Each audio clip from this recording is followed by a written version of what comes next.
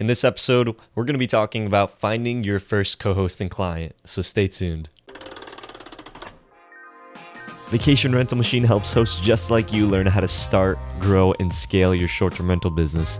This show is all about creating systems that help you automate your business, giving you more time and money freedom. If you're ready to start living the vacation rental life, then subscribe to this podcast today. Come and join us on our Facebook group, The Host Nation, where we'll be talking about starting, automating, and scaling a short-term rental business. Now, on to the show. Hey, welcome back, Host Nation, to another episode of Vacation Rental Machine. In this episode, we are talking about co-hosting now, and we're going to be talking about finding your first client. So I know we've been talking a lot about rental arbitrage, but this Vacation Rental Machine can also be applied to your co-hosting business. And a lot of the stuff that we're going to be talking about moving forward is going to also apply to your co-hosting business. So a lot of this stuff works in together, so we're tying in co-hosting into this as well. So co-hosting, if you don't already know, we made a video talking about what are the differences between like BRRRR, co-hosting, rental arbitrage. But for those that haven't seen that episode, co-hosting is where you are managing other people's properties. So it's good to diversify your portfolio and have different kind of hands into different types of methods. It's something that a lot of professional hosts do. A lot of the hosts that have been on the success stories, they have multiple types of methods of how they are managing properties, because if one arm gets cut off, let's say the rental arbitrage doesn't work out in a particular area, at least they are able to manage properties.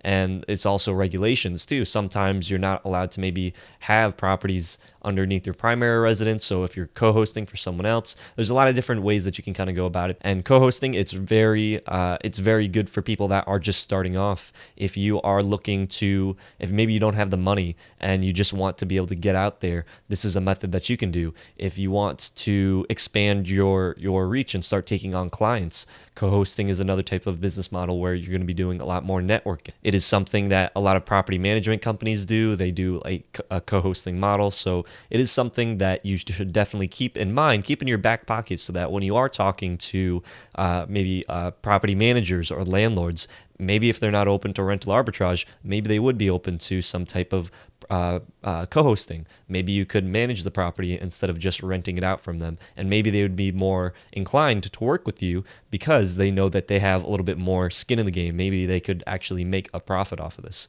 So finding your first client is what we're going to be talking about in this episode. Now, John has recently started taking on some clients. So John, what has your process been with finding your first clients? Well, when you get to the level of apartments and stuff that I've had, and just really talking to people about how great, my model is as far as rental arbitrage or just short-term rentals in general, people will then start throwing you properties and stuff that way. So one of my best ways to actually get new clients is actually some of my real estate friends, just people that I've been talking to, or just regular friends that just know, hey, my friend John does this, and I don't know, he's great at doing it. Maybe you should talk to him about it. Those are referrals that you're definitely going to win. So you want to just go in there and make sure that you got all your ducks in a row, and you can definitely convert those clients. One of the other ways is really to just start networking. And I'm also a part of some other real estate groups. My pitch when I go there is somewhat different. I'm not really a flipper or wholesaler anymore. I'm just kind of like this long-term /strategy/flip type guy that can come in and give you like this unique scenario where you can keep the property that you just flipped. I can keep it nice, and we can also make some extra revenue.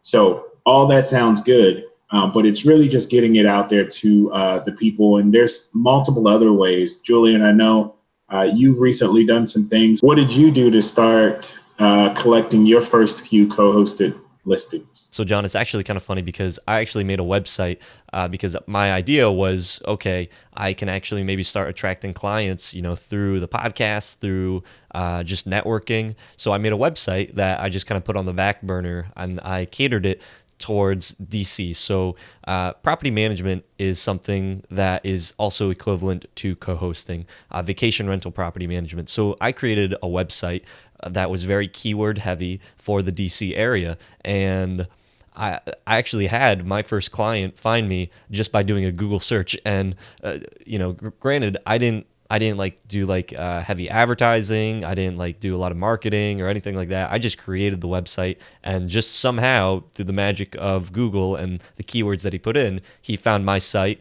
and he went through my kind of funnel, and then he ended up wanting to work with me. And that's kind of one of the things that I want to play off of this is finding your first client.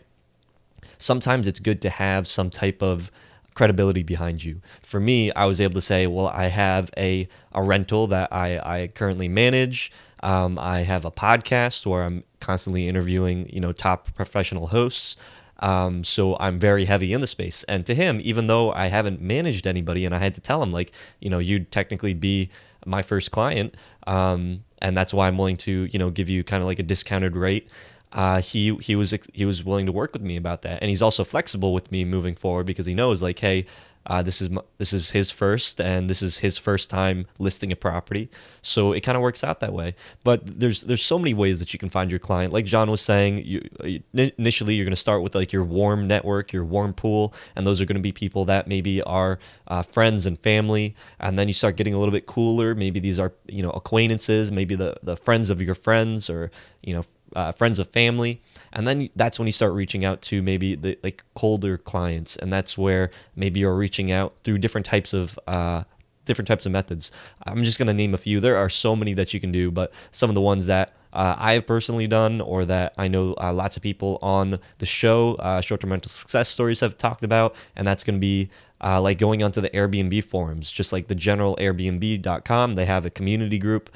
I've actually found a few people, a few leads through just going on there and doing a search for like keywords like, DC co-hosting, or DC property management, or people that are looking for co-hosts. You can also do it from guests. So John threw out the idea today that you can actually maybe find a way to be able to offer your guests a referral incentive, saying like, hey, if you know somebody in the area, then you can maybe get like a free night stay, or they can get some type of discount or something like that, something that entices them, or $250, whatever it is that that you want to give.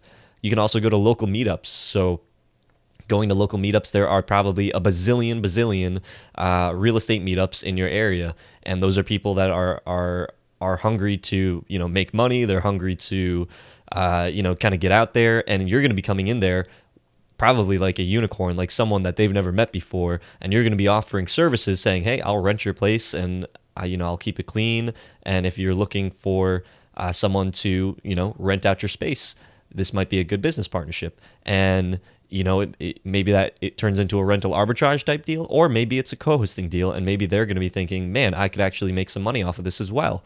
Then you would be educating them on the benefits of short-term renting, and why you might be a good fit working with them. So when they take on more units or more properties, you might be able to actually manage those as well. Real estate investors, kind of going off of that, that's another great, people that are in those groups. They're typically going to be real estate investors, and then also realtors. So if you see listings online, sometimes you might be able to contact those realtors and say, hey, I'm a renter, and if you find me units, I'll pick them up for you. And if you can pitch it in a way that allows a real estate agent to be able to look at this as like a profitable business partnership, where they can actually vouch for you, you can either find potential rental arbitrage units, or you can find co-hosting units. So that's why we're including the co-hosting, because it can really go flip-flop either way. Realtors are definitely a great source of leads. I mean, because they are actively out there trying to get leads for themselves to sell. And if maybe somebody doesn't want to sell, or maybe they get somebody that wants to rent their home, you might be a good shoe-in, because once you've built up the confidence with that realtor, they know you can come in, you can keep things great, and they can still get paid that way. Plus, I feel like everybody knows at least one or two realtors. So you can always start with your internal circle to start building your future wealth. One last way to find your potential listing is actually looking at the Facebook groups that are within your local market that are specific to people that want to list their properties. You can find these just by doing a simple Google search. You can join them, and you can offer your new services to those people that are looking in your area. The biggest key here is you'll be swimming with a lot of fish, so you'll have to beat out your competition and just make sure that your services and pricing and stuff is one that is definitely competitive, but you bring the edge so you can win out that contract. And there's a lot of different ways that you can price yourself for your services. So we're going to be covering that in the next few episodes, as well as the contract and what you should and should not include in that. Question of the day, what are you doing to find your potential clients? If you're watching this on YouTube, leave it in the comments section down below. And until next time, Host Nation, keep on hosting. Hope you hosts found value in this episode. If you did, please go on over to iTunes and leave us a review, as that would greatly support the show. If you'd like to connect with John, the community, and I, then go on over to our Facebook group, The Host Nation. Talk to you hosts in the next episode. Keep on hosting.